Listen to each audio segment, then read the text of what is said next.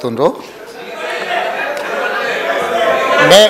మేము ఎప్పుడు కూడా చావు నోట్లో తలబెట్టి తెలంగాణ సాధించినామని మేము ఎప్పుడు చెప్పుకోలే.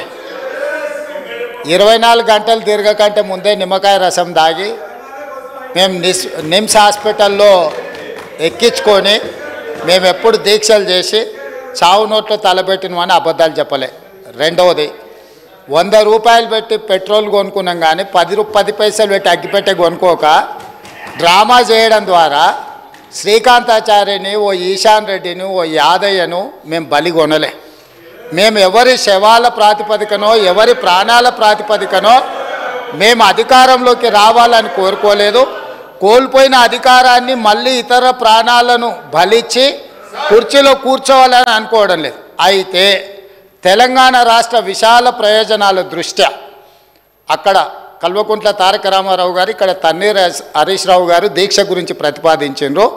తప్పకుండా జంతర్ మంతర్లో చంద్రశేఖరరావు గారిని రమ్మనుండ్రి. చంద్రశేఖరరావు గారు, నేను ప్రతిపక్ష నాయకుడిగా చంద్రశేఖరరావు గారు, సభాపక్ష నాయకుడిగా నేను తెలంగాణకు నిధులు తెచ్చుడో అవసరమైతే సచ్చుడో తేలుద్దాం. మేము సిద్ధం. తారీఖు పెట్టండి, చంద్రశేఖరరావుని తీసుకొని రండి.